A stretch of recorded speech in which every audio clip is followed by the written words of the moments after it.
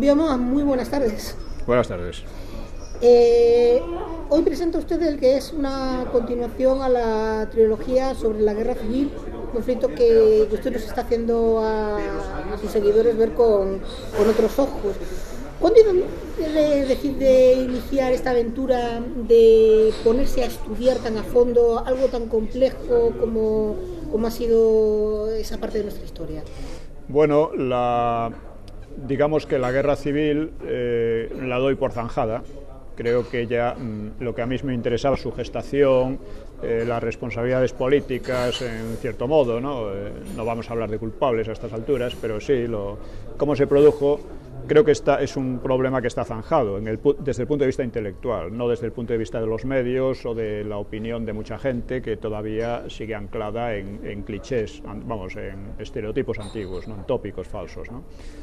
Y entonces me interesaba la parte correspondiente a la posguerra, a los años entre el 39 y el 45, que son unos años extremadamente interesantes, muy complejos y desde luego muy distintos a cómo han venido siendo presentados en estos años, ¿no?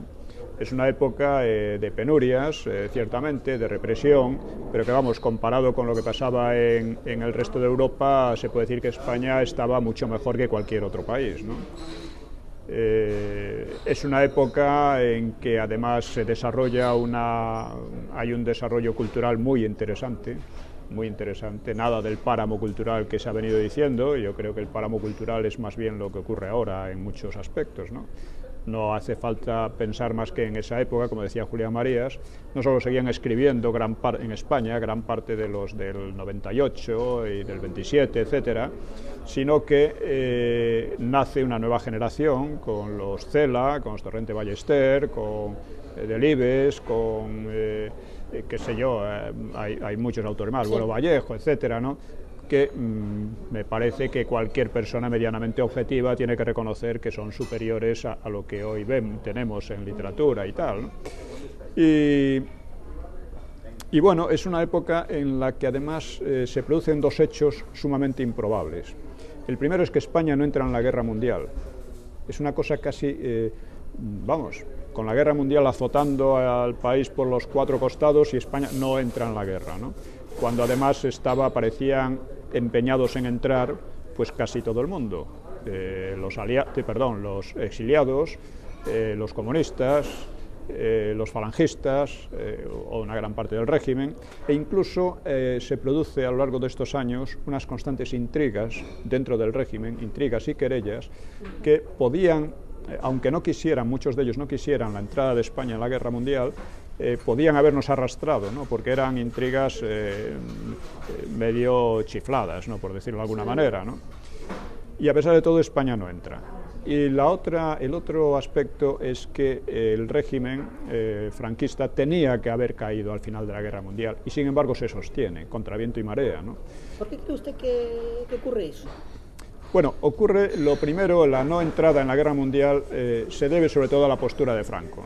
O sea, Franco en un momento dado quiere entrar, pero enseguida se da cuenta de... ¿El famoso diálogo para sordos en Hendaya? Entre otras cosas, ¿no? Franco quiere entrar porque parece que van a ganar los alemanes y tiene que estar en el nuevo orden europeo, pero por otra parte pone unas exigencias que lo hacen imposible, ¿no?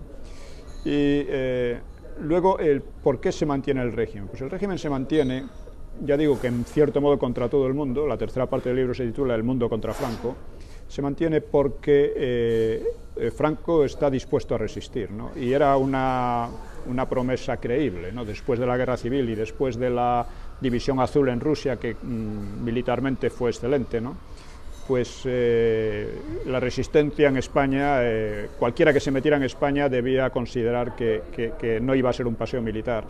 Y por otra parte, crearía en España una nueva guerra civil, lo cual desestabilizaría a toda Europa. Es decir, todo el empeño de los anglosajones en crear democracias en Francia, en Italia, etcétera, podría venirse abajo, ¿no? Como decía De Gaulle, una guerra civil en España era casi seguro una guerra civil en Francia.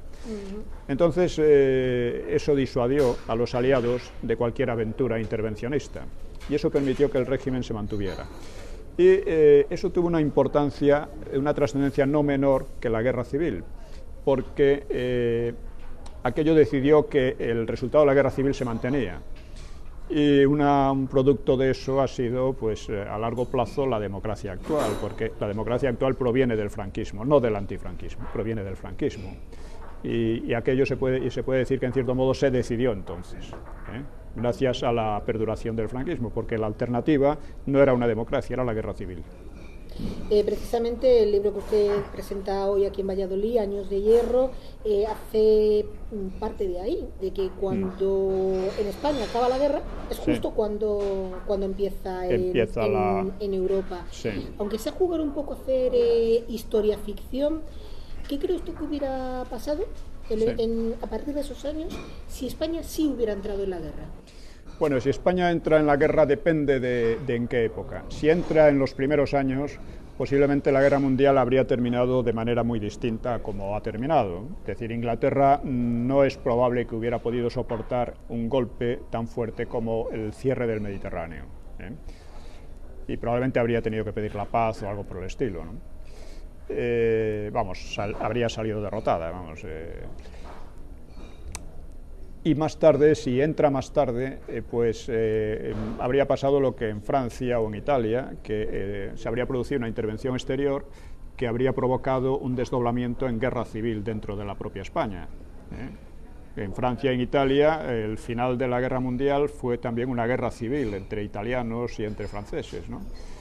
Y eso en España habría ocurrido también, pero de forma mucho más dramática, lo cual habría probablemente arruinado el proceso de establecimiento de democracias en Europa occidental. Es decir, que la alternativa era 100 veces peor, ¿no?, que lo que ocurrió.